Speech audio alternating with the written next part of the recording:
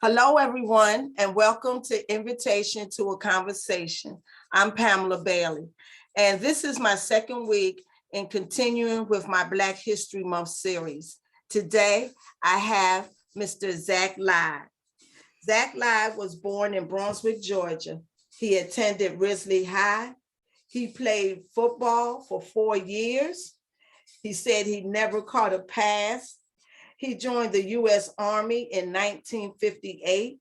He served in Vietnam from 1967 to 1968.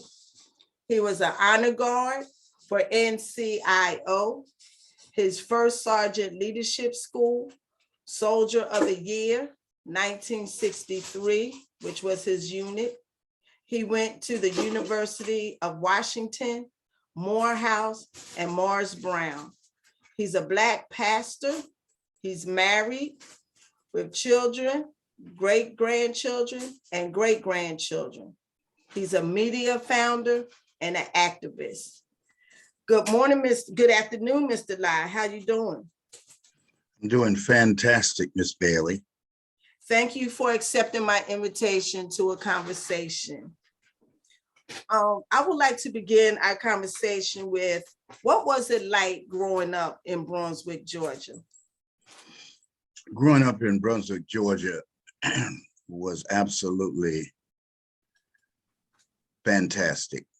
It was a place where Black folk lived comfortably, lived well, and was in charge of their destiny. Mm. What area was called Black Wall Street? The whole city was called Black Wall Street. And the reason the whole city was called Black Wall Street was because this was a place where Black folk controlled at that time 40% of the economic power within Glenn County. Wow. Okay. Well, you're going to teach me some things because I moved here in 1985. So this is going to be the Black history that I didn't get. And how long was that Black Wall Street alive and thriving? I think that Black Wall Street became a conversation, but Black Wall Street started really at the end of the Civil War, when Reconstruction was ushered in, and in particular when Tunis Campbell, a free man that had come down to work on the Port Royal project, actually worked to make a transition from slavery to freedom. Mm. What caused the downfall of Black Wall Street? Well, there was, you had a question in here dealing with the notion of a statement in here that said that Martin Luther King believed at the end of his life, I guess, that he had led us into a burning house. Mm-hmm. It was absolutely integration that caused the economic destruction of our community. Integration. Okay. Did you attend Risley prior to integration? I attended Risley, and Risley was a segregated school that was absolutely one of the best schools in this country. The people in Risley lived in the community. The teachers lived in the community. The administrators lived in the community. And unlike what a lot of professionals do now, Carter G. Woodson made it plain that if you were going to be a person that was educated or not miseducated, you had to be a person who desired to live in your community and build it up, and not run into other communities for safety and for opportunity. And so it was segregated, Bisley was, and it was a fantastic school. Okay. And we're going to, and like you said, some of these questions are going to run back and forth. Some of these questions are going to run back and forth between integration and segregation. So did you attend Risley? So you attended Risley prior to segregation? No, our segregation was the normal The normal status. was, right. Right. I didn't know integration until I walked into the U.S. Army in 1958. So all your teachers and staff were African American also, and you did note that they lived locally. All my teachers were African American. All the administrators were African American, and all of the people that led us to the idea of freedom on their minds. They came to our churches. They helped start our churches. Their institutional philosophy was about the idea of freedom, and that was the focus in which they worked to bring about a change in all of our lives. I wish I would have attended a school that was all African American like that. I bet you that was awesome. And can you delve a little bit more about how the Black lifestyle was prior to integration? Oh my goodness. There is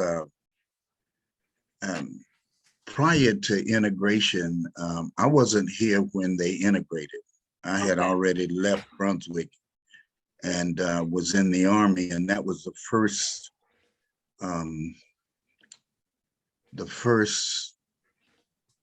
experience I had dealing with the notion of being with white folk.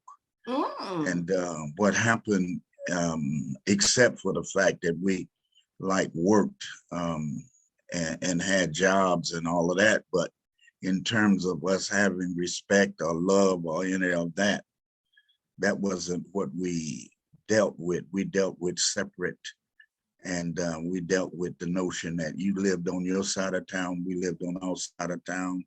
We worked extremely hard to build business, to build churches, to build houses. It was just a fantastic experience for me. When I hit the Army, and I only learned in 1958 that Truman had ordered integration for the U.S. Army in 1948, and it really didn't start happening until 1958, and we changed then from what they call brown uniforms into green uniforms in the U.S. Army, and that was my first experience with white folk, and that experience was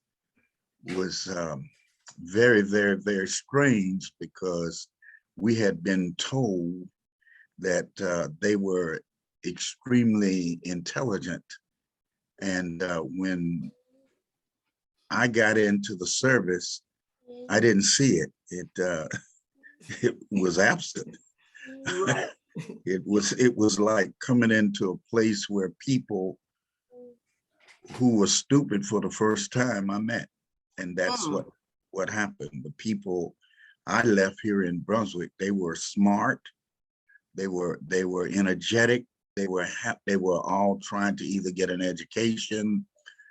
If they had the money to do it, they were building business. They owned hotels, they owned grocery stores. There was nothing that the Black community didn't own. So you're saying when you left Brunswick, it was this all Black life, but then when you went into the Army, you had to deal, that was the first time you had to deal with integration. And what was your first thought when you saw another nationality and you had to learn that you had to fight with them, eat alongside with them, go to boot camp with them? What was your first thought? What was your reaction? How did you assess that? Well, first I was shocked. And second, we were in boot camp. We were still in separate units. In boot camp, I was in a place called Fort Jackson, South Carolina. And I can remember the horrible conditions that Black folk were in as soldiers there. We was in an organization where we were in tents and they were in buildings. Really? We was in an area called B-10-2 in Fort Jackson, South Carolina, and they was, I don't know, they were just and we saw the buildings up there on the hill, but we were down in the mud, and we were in tents. What was your first thought when you came back to Brunswick and you found out that Brunswick was integrated now? And now you asked me not to use some bad words. yes, you begged me not to do that. I did. But if you can use another word to, what was your first thought and idea when you came back and saw Brunswick was integrated? Well, the first thing that happened when I got back to Brunswick, really, I didn't really come back to Brunswick on and off, and it was still basically running around as a segregated operation. Okay. The city was. Okay. From when I came back off of leaves and come back into town. But my first real knowledge that integration was taking place was the night I got back from Vietnam, and I heard this band playing in a place called Lanier Field. And I asked my folk, what was that? And they said, this is the first integrated football game in the city of Brunswick. And having played football for Risley High, like I said, it never caught a pass. I was cute, but I knew the game, but I could run, but catching the ball was not what I did. Okay. Anyway, so the night I got back, the music was playing, and my mother and my folks said, that's the first integrated football game in the city of Brunswick. And I said, let's go.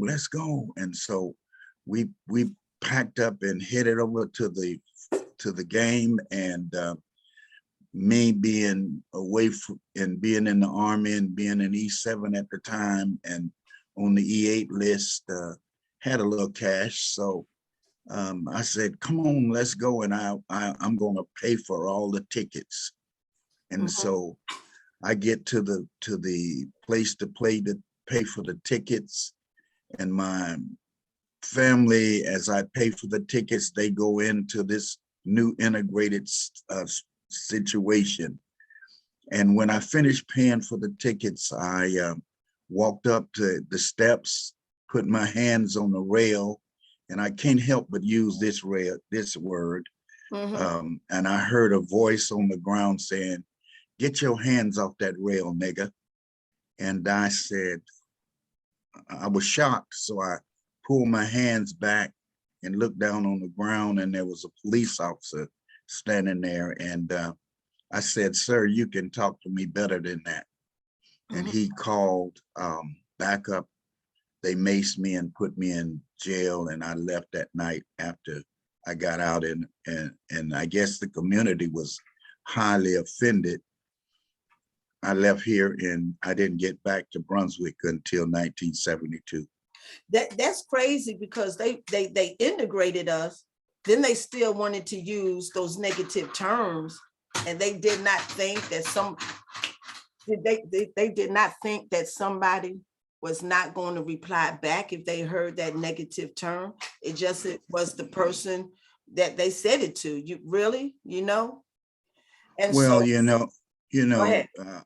When I heard it, it was basically something that I was not used to here in Brunswick, because during segregation, we weren't nowhere near them.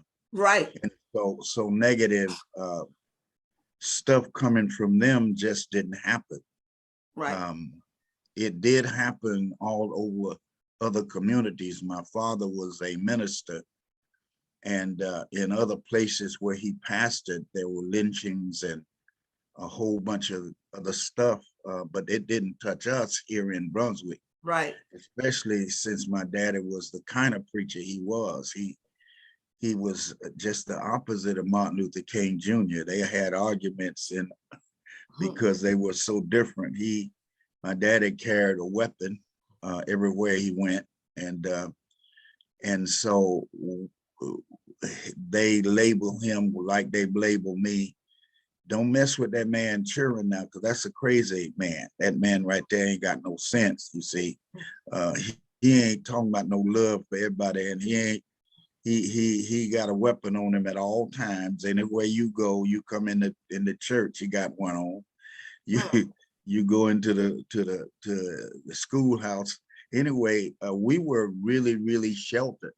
So I didn't hear words like that basically until I got into the Army, and then the words flowed Right. back like that. Right.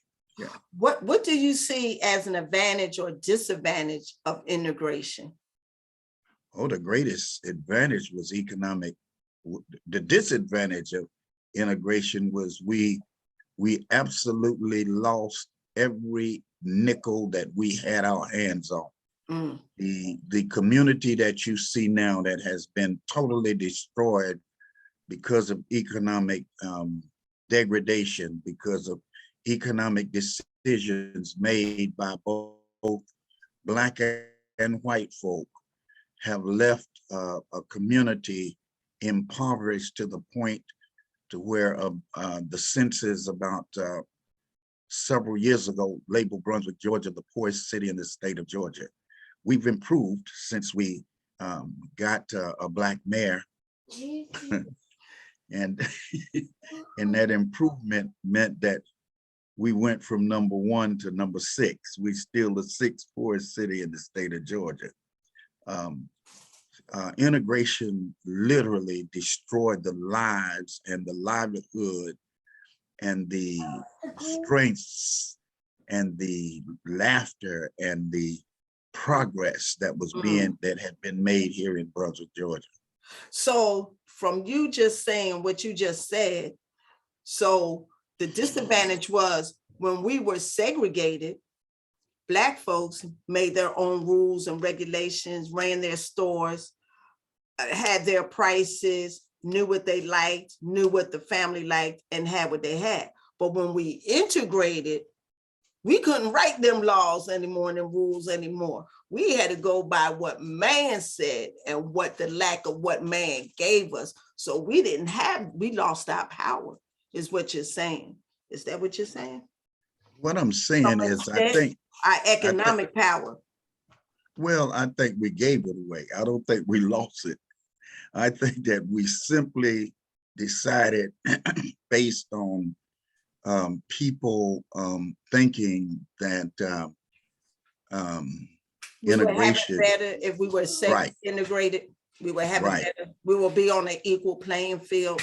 Right. And I think that was what King was saying when he said, I led my folk into a burning house.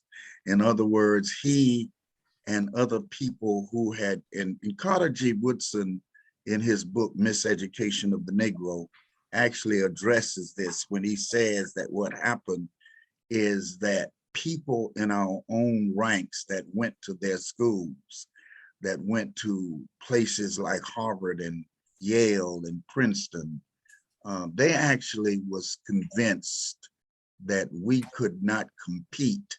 And so they came back miseducated to the point to where they led us in the wrong direction.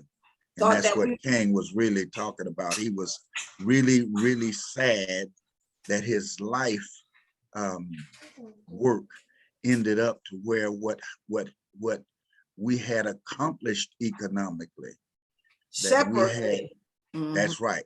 What we had, what the hotels we had, the even gambling houses.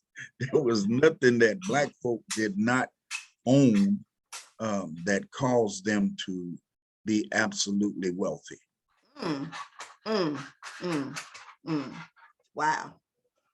Yeah. So they thought that being educated to those A-listing schools would give them a chance in that race, but it didn't.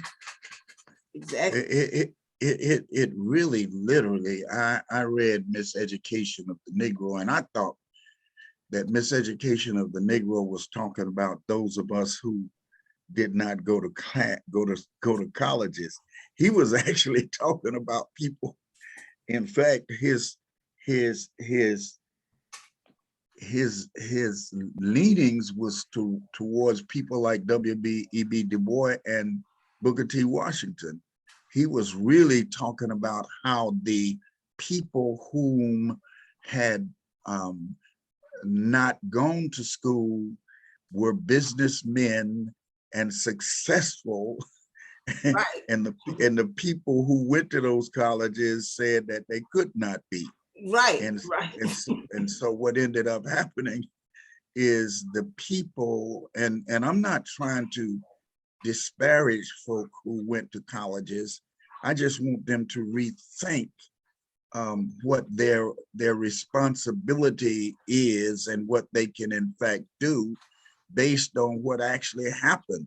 I'm not guessing at what happened. I can assure you, there is a spot on Albany Street now, Albany and Gloucester Street, where there is a Black restaurant going back up in a place where a Black hotel was at. The hotel was there because this was a chitlin circuit. This was where it was safe to come in. Brunswick was in the Green Book. And when people come in South, they knew where they could stop and be safe at. Mrs. Georgia Gibbs, who lived in that same block, who owned a bed and breakfast, who owned a rooming house, who owned a filling station, who had part ownership in that hotel. The white folk recognized, she kept putting money in their bank, and they recognized all of that money. They actually put her on the board of the First National Bank of Brunswick. And they needed to know, ooh, where all this money coming from. Sure. Sure. How is race relations in Brunswick to you now? Well, I think that our race relations in Brunswick is teetering on the fact that we could actually reestablish a position of respect, because that's what you're really talking about. You're talking about race relations because people doesn't realize this. This thing is not about race, it's about economics. And when you look at economics, that's about class. And what needs to happen is class is the thing we need that has messed us up. We have had a tremendous number of people who believe that they should argue based on skin color. But you know what? If you want to see some poor white folk, go out to Shady Acres on 341 into them trailer parks. My fear is that our leadership here, led by powerful business interests like the chambers of commerce, would want to push us out of Brunswick instead of us rebuilding our places and send us to Shady Acres to live as poor as those people live in. Read the 13th Amendment of the Constitution and you will see that capitalism really doesn't care what color you are. It says slavery and involuntary servitude, meaning Black folk were slaves, white folk was indentured servants, they had been lied to, They believed that if they worked 7 years, they would get their freedom. Well, if you want to see their freedom, you go out to Shady Acres and see poor white folk living like absolute animals, because what has happened is we have had people trying to take advantage of all of us instead of us sitting down and evaluating the exact problems that we got and solve them collectively as human beings. And you and I, Pam, we are veterans. Mhm. We went off to fight for a country that would bring about equity for all human beings. Mhm. And while we were doing that, there were people back here scheming to do what they did when they came up with integration. That's why when you take a look at them arresting me that night, I was actually blessed. If you read Red Summer 1919, or you read other accounts, Black people returning from combat was actually lynched. And what happens is we play games with this because what we want to do is get into this idea of race. It's about class, not race. Mm, mm. I tell you, it's always a history lesson when I talk serious with you. I tell you.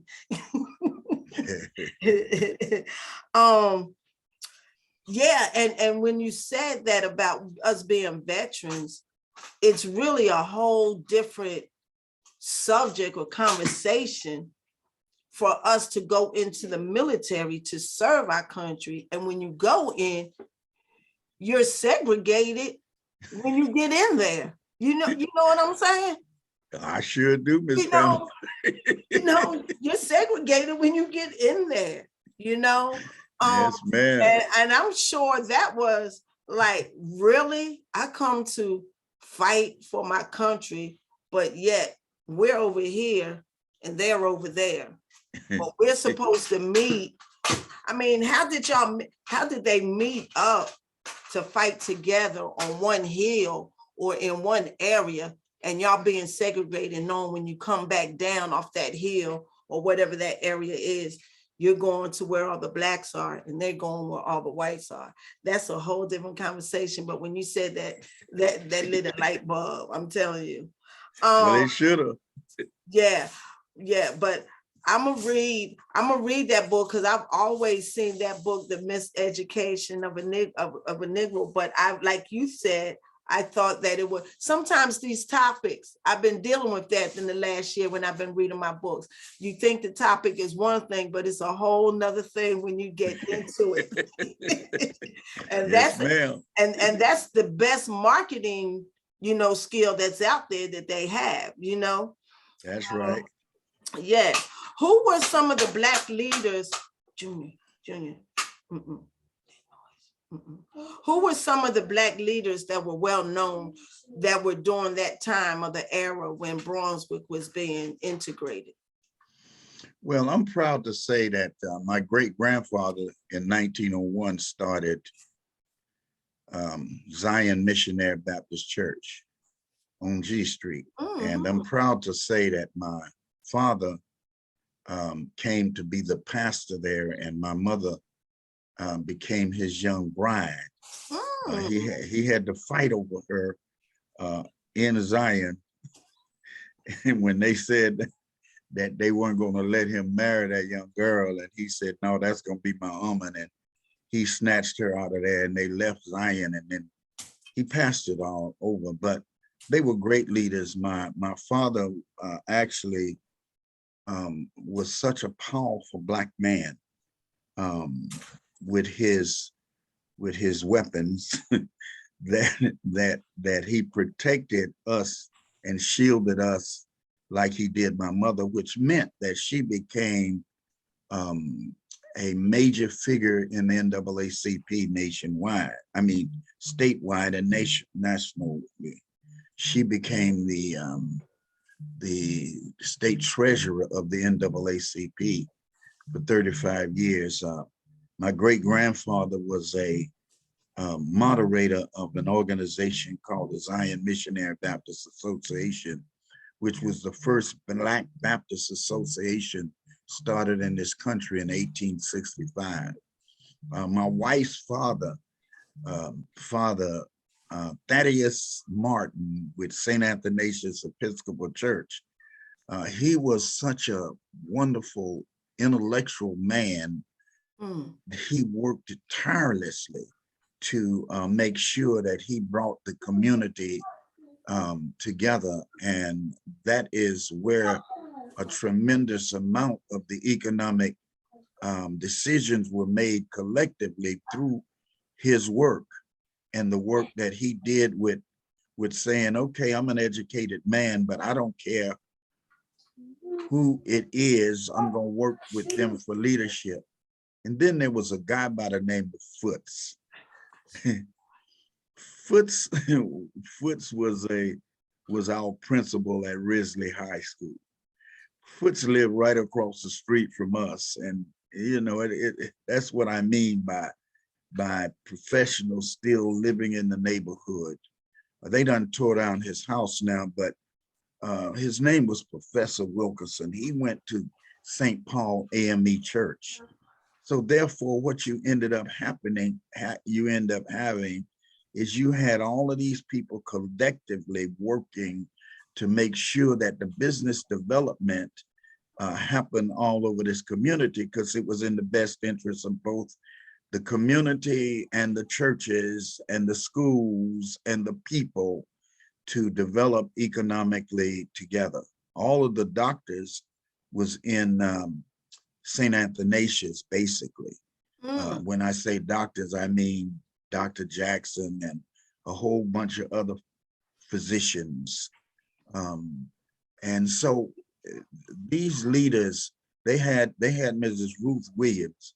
Mrs. Ruth Williams went to Spelman, and she was one of our major teachers in our school system. And so she was the one that you could see. She was the one that was making sure that Black folk were registered to vote, and doing it in the 40s. I mean, you talking about when other people was walking across the Edmund Pettus Bridge talking about the right to vote, brother, sister, Black folk in Glenn County was voting in the 40s. I know that for a fact. And a lot of that came from Reconstruction, because a lot of people don't know this, but during the Civil War, there was 3 regiments of Black soldiers on St. Simon's Island. And ain't no fun when the rabbit got the gun, you see. Right. When the rabbit got the gun, the hunters that was stalking them have another decision to make, and the one that a tremendous number of slave owners made was to flee Glenn County. And that was one of the reasons that you could see how powerful that caused the power in Glenn County in the Black community to be progressive, because we didn't come out of slavery like a whole bunch of other people came out of slavery. We came out of slavery because them regiments was here. Right. And so it was 3 regiments of Black soldiers on St. 3 regiments of Black soldiers, the 54th Massachusetts, and you can take a look at that was the regiment that was started by by Colonel Shaw out of that's in, if you look at it, it's in a movie. The 54th is in a movie. Glory, that's right. That's the name of the movie, Glory. Okay. And that's right. And they were stationed here on St. Simon's. Wow. And so the 1st and 2nd Colored Volunteers were over there with them. They actually went and burnt Darien to the ground. They burnt Darien to the ground. Bye American Pie. They went in boats. Now, Shaw didn't want to do it. The Colonel Shaw didn't want to do it. but his commanding officer was an officer by the name of Montgomery. And Montgomery was from Kansas. And there was an argument about Kansas coming in as a slave state, and Missouri wanted them to come in as a slave state, but the Kansans didn't. So you can see that argument in history where white folk actually went and burnt Montgomery's house down. So he wanted revenge when he got over these 3 regiments. And that's why they went over there and burnt Darien to the ground. Do you think that Brunswick will once again, the Black community will rise up and be powerful once again economically with businesses and home ownerships? Oh, I know we will. And the reason I know we will is because in the last election, we decided to go back in that direction. We actually asked a poor woman, a lady without means, to run for mayor of the city of Brunswick. And the reason we asked for her to run to be the mayor in the city of Brunswick is because we needed poor folk voices back into the discussion. If you don't have the people who are being oppressed the most, not having say-so in the decision making, then what you end up having is stagnation. And so what we did is ask her to run for mayor. We didn't have a sign. We didn't have no money. We didn't have everybody talking about we the best. We didn't talk. We knew that our thing was to make sure that poor people came back to the forefront and have organizational opportunities to do exactly what you just asked us. Okay. We have got to start working so that my grandson and my great-grandson and everybody we have will definitely be in a position to bring Brunswick back to the brink of economic improvement. Okay. For all people.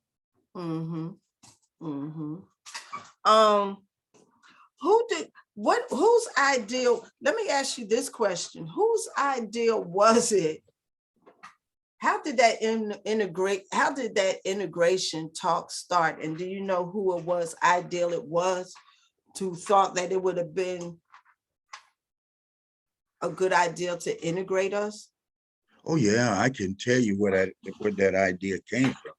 That idea came from the people who looked over and saw all of the economic improvement in our community.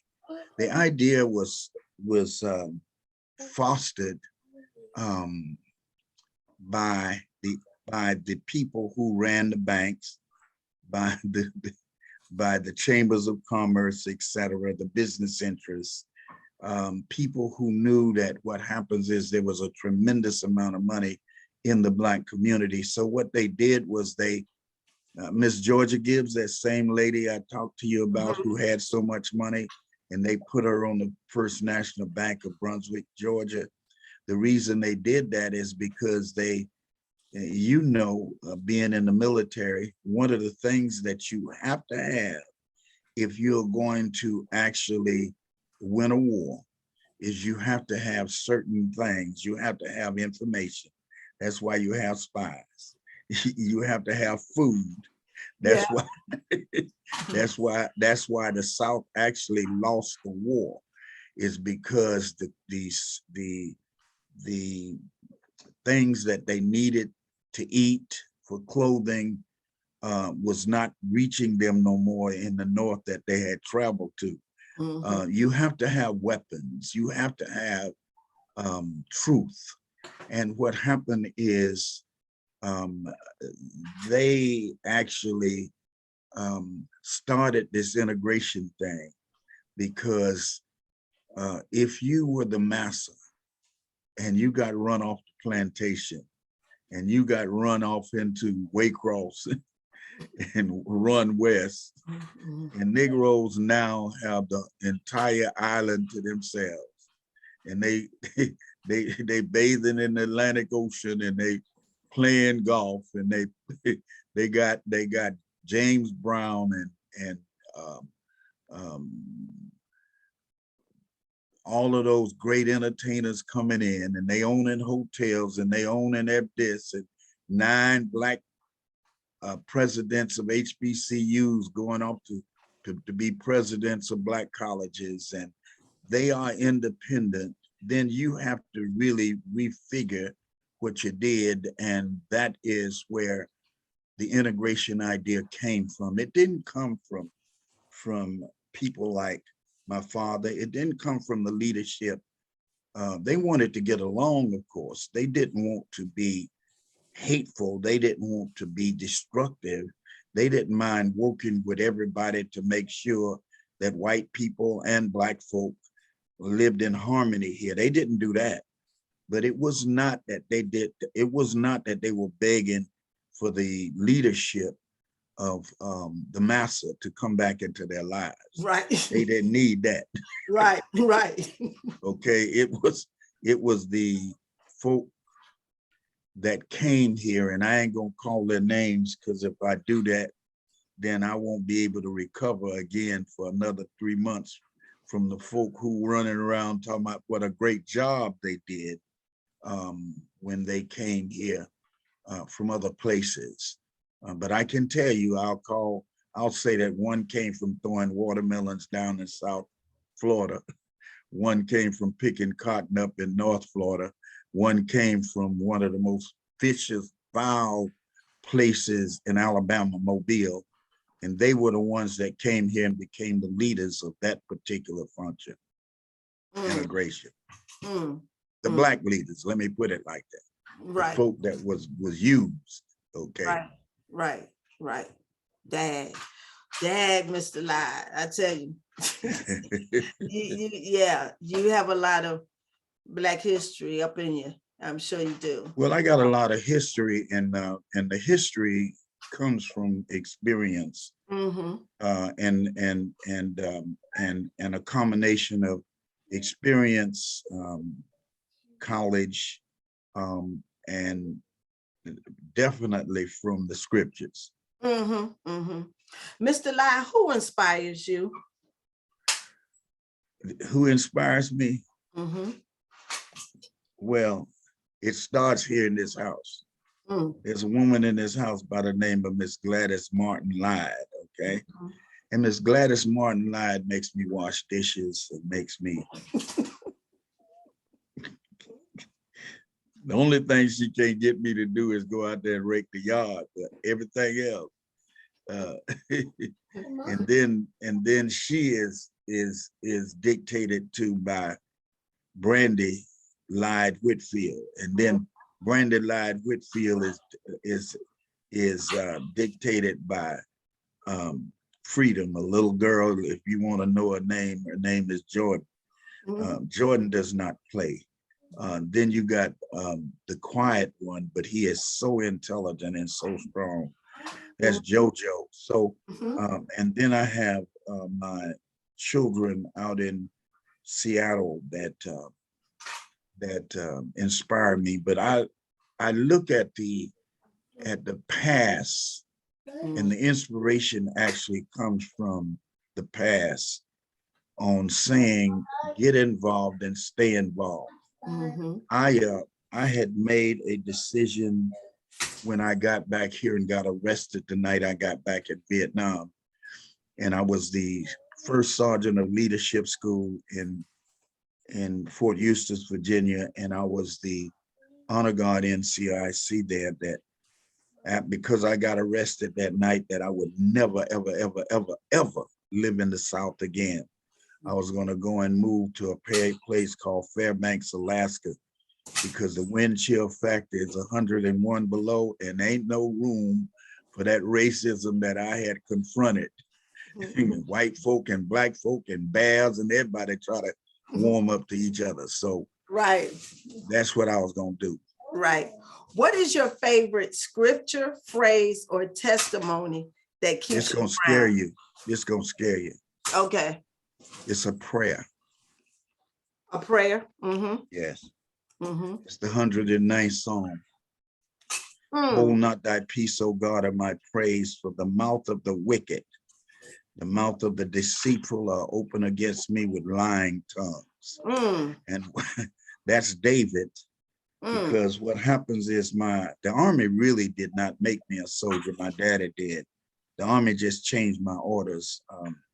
My my Hey. daddy was the one that made me a soldier. So what happens is, having been associated with David from the womb, that's what I have become, is a warrior for justice and a warrior for equality and a warrior to bring about a change. When I got back here to Brunswick, one of the things that happened is my wife actually became, that is that Gladys Lyde lady from Mhm. Fisk University.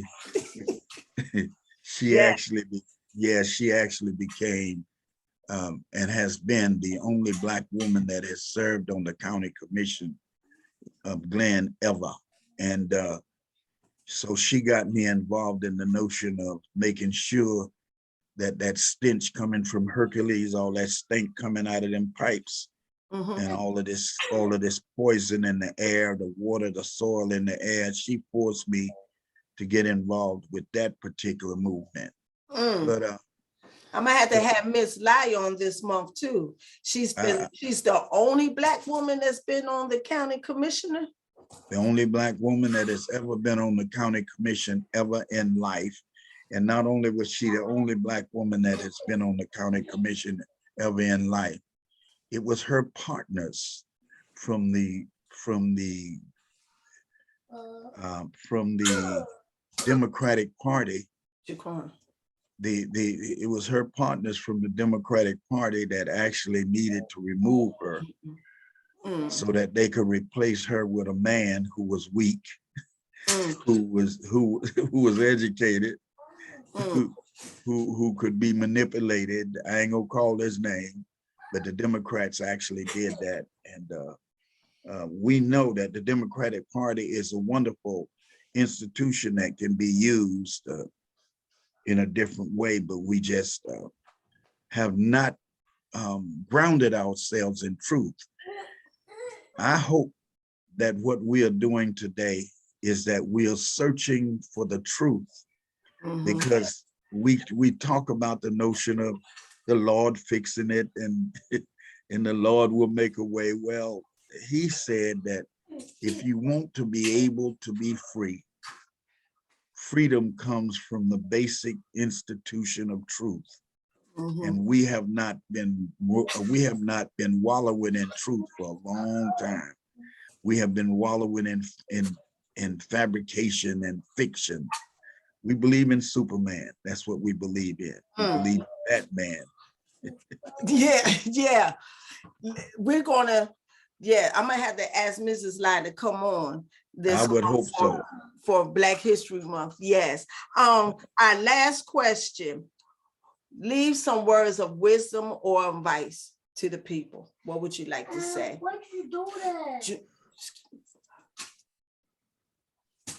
If I could leave some words of wisdom to the community, is don't be like Zach Lyde.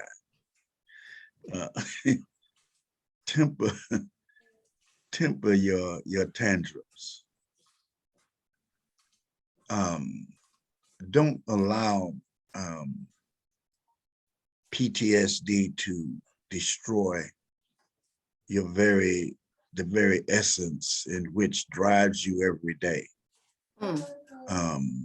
A lot of folk know what PTSD is from the service, but a lot of people don't know that there's PTSD from our relationship with slavery, post-traumatic slave disorder.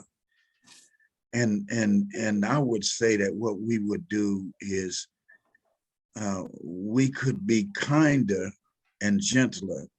And that's what at 83 years old now, I have resolved that I'm going to try to listen to my psychiatrist and psychologist and people like you, Miss Pam, and my wife and and Jordan. Because see, Jordan, Jordan is free, but she is obedient enough to say, okay, what is it do you really want?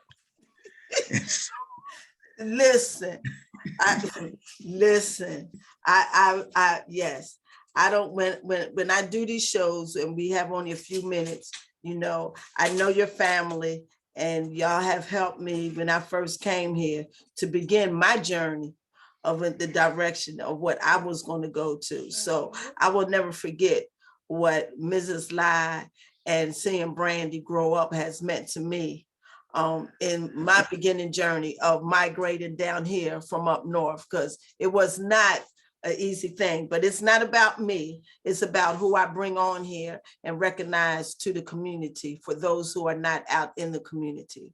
So I thank you for taking your time out today to be with me. And I will talk to Mrs. Lyde and see if she can come on, because she has been a well-known figure, advocate, and has a legacy in Glenn County along with yourself. And so I appreciate you taking. Can I say one other thing? Yes. Read. Yes. Yes. Yes. Yes. Yes. Yes. Right now, so I'm a reader and I know you're a reader. So what are you reading right now? Well, I'm back on a book that I was affiliated with a long time ago called Seize the Time by Bobby Seale. Oh, okay. Black Panther. We actually brought one of your homegirls in from Philadelphia to run for mayor. Her name was Elaine Brown. Yes, I remember. She was a chairman of the Black Panther Party. So I'm rereading that, not to be harsh, but to recognize that in their work revolved around charity for poor people, power for poor people, doing what they could to increase the best that they could for the people in their communities. Well, within the last year, I've been towards autobiographies. And so I did Michelle Obama's, I have Barack Obama's, I did Dreams of My Father, but I have his memoir he just did when he came out of the White House. But right now I'm on the memoir of Cicely Tyson, which is good. It is good. It is good. So yes. Well, one of the other things I want people to understand is women really is the pathway to the freedom that we seek. And there are several organizations dealing with women. One is called the Dusty Crutchfield Women's Coalition. I would recommend that people find out what she was all about. Okay. Thank you, Mr. Lyde. God bless you. Happy Black History Month. You take care. Well, me and him talking, and I don't want you saying "she" to him no more, okay? Huh? I don't want you saying "shh" to him no more. That's my man, okay? Ain't that Wolf's child?